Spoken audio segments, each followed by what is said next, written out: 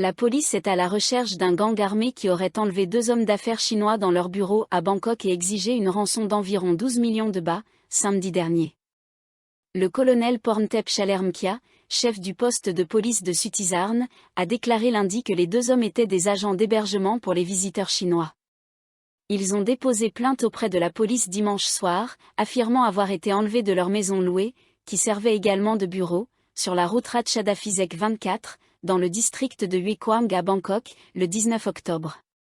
Ils ont allégué que, samedi, une connaissance leur avait demandé de préparer 3 millions de bahts en espèces, car elle prévoyait d'échanger à nouveau de la monnaie numérique avec eux. Plus tard dans la journée, 5 hommes armés ont fait irruption dans leur bureau, ont pris les 3 millions de bahts en liquide et les ont enlevés. Les 2 hommes ont déclaré avoir été séparés et emmenés dans la province de Nakhon Nayok à bord de 2 véhicules. Là, ils ont été forcés de transférer 270 000 dollars américains, environ 8,9 millions de bahts, sur le compte du gang. Ensuite, ils ont été ramenés à Bangkok dans un seul véhicule et libérés dans le district de Bang Khen. Le colonel Porntep a indiqué que les véhicules utilisés par le gang portaient de fausses plaques d'immatriculation et que les membres du gang s'étaient enfuis séparément. L'une des victimes soupçonne son ex-femme d'être impliquée dans le crime présumé. Le chef du poste de police pense que le gang et l'ex-épouse se cachent en Thaïlande. La police a terminé d'interroger les 2 hommes vers 3 heures du matin, lundi. Ils ont été placés sous protection policière pour leur sécurité. Aucun nom n'a été divulgué. Des emplacements désignés seront disponibles pour permettre aux spectateurs d'assister à la répétition générale de la procession des barges royales sur la rivière Chao Phraya à Bangkok, ce mardi.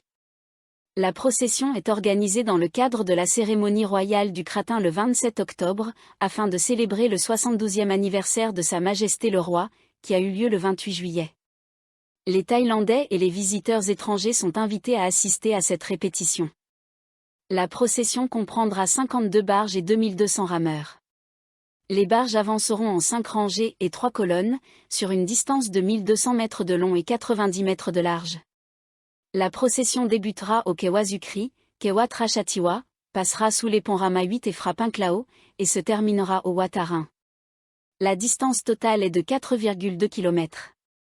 La répétition commencera à 15h et la ville a aménagé des zones d'observation pour le public, avec des installations sanitaires mobiles aux endroits suivants. Sous le pont Rama 8, côté Thonburi, 4000 sièges. Parc Santiché Prakarn avec 1500 sièges. Université Thammasat, Thap Pracham, 1130 sièges. Parc Chalerm Prakhya 72e anniversaire, 1100 sièges. Hôpital Siri Rai, Jardin Satan Phimuk, 100 sièges. Le bureau météorologique a émis des avertissements de crues soudaines pour 15 provinces où des orages sont prévus ce lundi.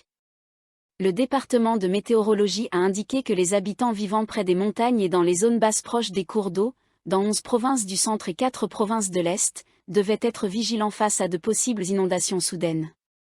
De fortes pluies étaient attendues en raison de l'impact d'un creux de mousson dans la partie supérieure du golfe de Thaïlande. La période d'alerte ne concernait qu'une seule journée. Les provinces centrales mises en alerte sont les suivantes. Ayutthaya, Chachoem Sao, Kanchanaburi, Nakhon Nayok, Nakhon Pathom, Phetchaburi, Prachuap Khiri Khan, Prachinburi, Ratchaburi, Samut Sakhon, Samut Songkhram. Les provinces de l'Est sont Chantaburi, Chonburi, Rayom, Tra. Le département royal des forêts va enquêter pour déterminer si le Centre international de méditation Cherntawan, dirigé par Frama Vudijaya Vajiramedi, aussi connu sous le nom de Vajiramedi, situé dans le district de Muam à Chiang Rai, a empiété sur des terres forestières. Surachea Chalaboun, directeur général du département royal des forêts, a déclaré dimanche qu'il avait ordonné à l'antenne locale du département à Chiang Rai de mener une enquête après avoir reçu un rapport indiquant que la zone occupée par le centre dépasse les 47 rails autorisés. Les agents inspecteront le site lundi. Il a précisé que le Centre international de méditation Cherntawan se trouve dans la réserve forestière nationale de Doi Pui.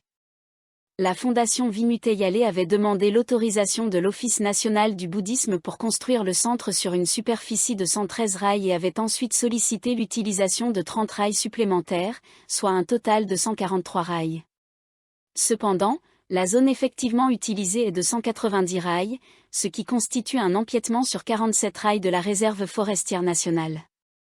M. Suraché a rappelé que la loi sur les forêts nationales réservées interdit à quiconque d'occuper, d'utiliser ou de vivre sur les terres, de construire, de défricher, de brûler la forêt ou d'effectuer toute action susceptible de détériorer la forêt, sous peine d'une peine de prison de 1 à 20 ans et d'une amende de 20 000 à 200 000 bahts.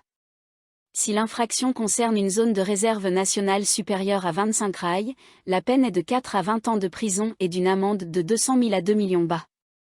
De plus, la zone doit être récupérée, a-t-il ajouté.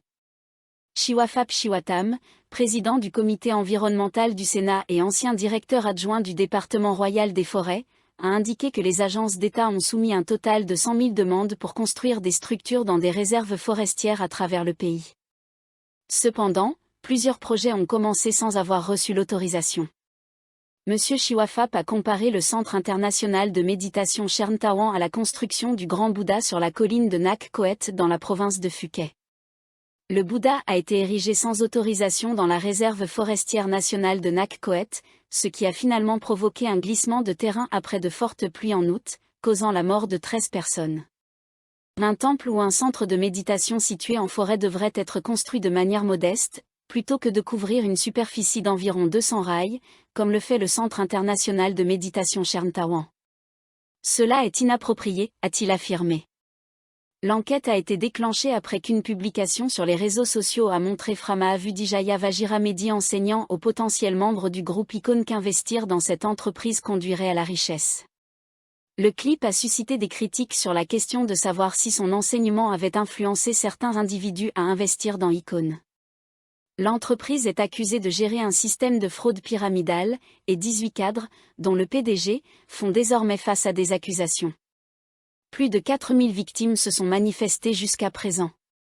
Le célèbre moine Vajiramedi, 51 ans, n'était pas disponible pour commenter.